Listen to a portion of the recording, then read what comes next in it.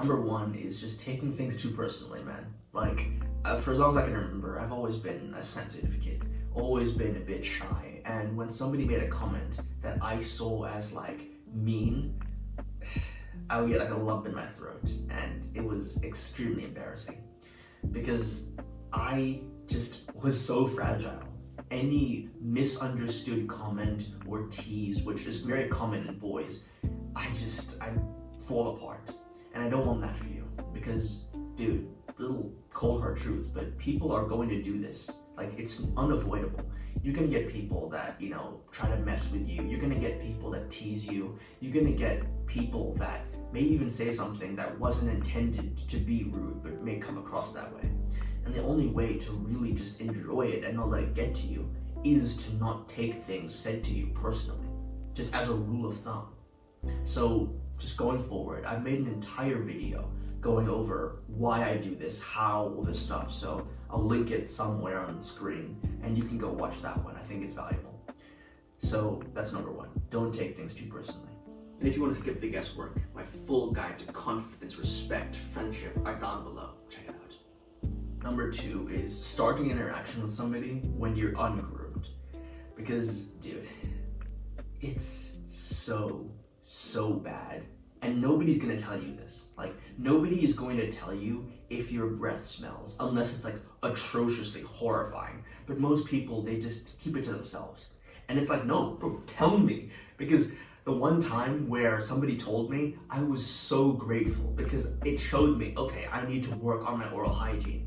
And so many guys that I've met have just terrible oral hygiene, and it's so noticeable and so fixable as well. Like, you don't need to go and buy 15,000 products to solve this. You don't need to go and spend like thousands of dollars on surgeries. No, just make sure you're brushing not only your teeth in the morning and evening, but your tongue as well. And just have like a bit of mouth spray or mouthwash. Just, bro, it's not that difficult. Even gum, you can chew like those scented gums and that does the trick. But people do not do this. And make sure your lips are also, nice and smooth. You don't want any crusty, like Sahara Desert looking lips. You don't want that, trust me. And yeah, it's just so nasty when you see somebody with bad hygiene and you can't, if you just can't be your best self, you can't meet as many people, have fun interactions when your oral hygiene is not on top. Okay, number three is interrupting someone to speak about yourself. Now, when you are interacting with somebody, I guarantee you do this more than you think, because I do this more than I think as well. In fact, I was kind of doing it just now. But basically, we do this unconsciously because humans are just a bit egocentric. So we always revert back to ourselves. So we're gonna always think of something and say, oh, how does this relate to me? But it's not uncontrollable. I talked to somebody a while back about this, like a pet peeve that people interrupt when they're speaking. But they just said, oh, well, that's just human nature. No, it isn't. I don't believe that for a second. It's completely within your control to not interrupt somebody when they're speaking to you, even if you have a thought in your mind. Does it take a bit of practice? Yes, it does. But so does everything, okay? So when you're interacting with somebody and you have a thought, just hold it. Don't speak immediately. And trust me, people really appreciate it when you let them finish what they're saying before you speak. Now, of course, some caveats. Number one, when you're actually close friends with somebody, it's fine. Like, you can interrupt them when you're actually close friends. But we're talking about making friends. So, number two, if you notice the guy or girl is just kind of droning on and on and on with no end in sight, and you can see they're kind of just then yes, by all means, cut it off somehow. But when you can see a person is passionately speaking about something, and you just like, yeah, I was thinking about the other day that I was, stop all of that, stop right there, pal. This actually goes perfectly into number four, which is trying to one-up the person. And I don't know why guys do this, it's probably one of those like dominance games, but when somebody mentions something, pardon me, But essentially, it's when you try to build upon what somebody said, but clearly in a way where you are trying to say, I did it better than you. You know, some examples are like a guy comes to you and he's talking about how late he slept. Ugh, dude, I slept at like 2 a.m. last night. I'm so tired after this long project. And then you mention, oh yeah, you know, actually, I had to sleep at 4 a.m. last night. And I had to go to the gym at 6. And it's like, yeah, congratulations, bro. You're so disciplined. You're also kind of a dickhead. But when we try to present ourselves as better, we honestly just look insecure. So don't try to one-up somebody in any way, whether it's through academics, whether it's through physical activity, whether it's through social status. Just don't, man. Like, of course, if it unintentionally happens, like you're flexing and somehow you just notice, oh, I'm bigger than you. Yeah, okay, celebrate that. But don't intentionally try to present yourself as, I did this more than you did that. You know, it's, and I feel like I shouldn't have to say this, but I do, because I see it so much.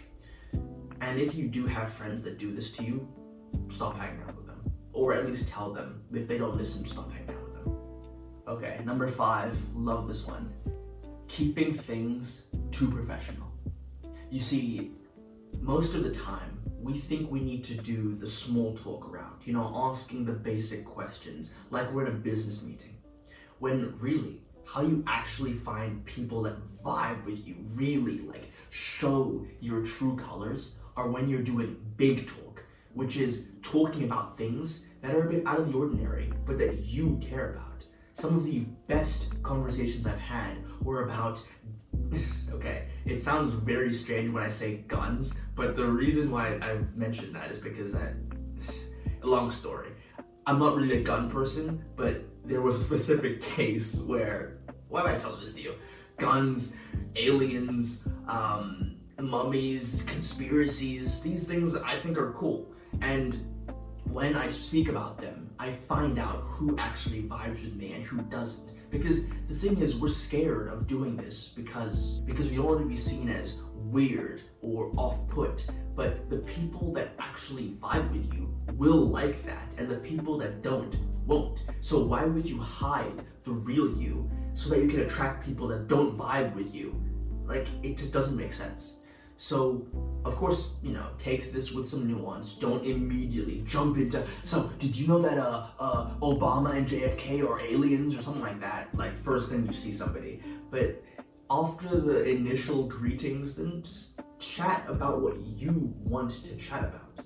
Forget the script. Forget the, oh, I must say this, then you say this. Then you respond with that, and I respond with this. No, cut it all out. All right, number 6, being super agreeable. It's quite simple. People don't want to hang out with a yes man. I know that I sometimes mention in videos that you want to be as similar to the person as possible because it's true, birds of a feather flock together. People like what's similar to them. I do believe that. But you do not want to just agree with everything they say in hopes it will make them like you more. Like, sometimes, I'm guilty of this. Sometimes if a person asks me, do I like the NFL or something like that, I will agree with that, even though I don't. I've never watched it, I don't think, aside from like, you know, random times. You want to show your real self in a way that the person can take it or leave it, okay? So let's say if somebody asks you that question, like, do you watch the NFL? Don't answer, yeah, I do. No, just be honest. I don't really. I'm not really that into football, you know, but I do enjoy martial arts, you know. Maybe they also enjoy martial arts. You talk about the UFC from there. You see that? You see you're finding natural connections, not trying to force connections because you're so desperate and lonely. Don't do that. Number 7, truly the most important. If you don't have this, you're screwed. If you do have this, you're screwed. It's having a needy mindset. You see, I don't even really believe in this idea of making friends, where you go out and specifically have the goal of, I want you to now be my friend. The better way, I believe, is just to live your life, to do the activities you want to do, go to the places you want to go. And through that, you meet people, you see if you vibe, and you become friends that way. Because when you're trying to force it, you're desperate for any sort of connection, not only will you settle for what you probably don't deserve, but also it just makes you more repulsive. Neediness for both guys and girls is just such a turnoff. It's such an unattractive trait that when you have it, it's going to make it harder.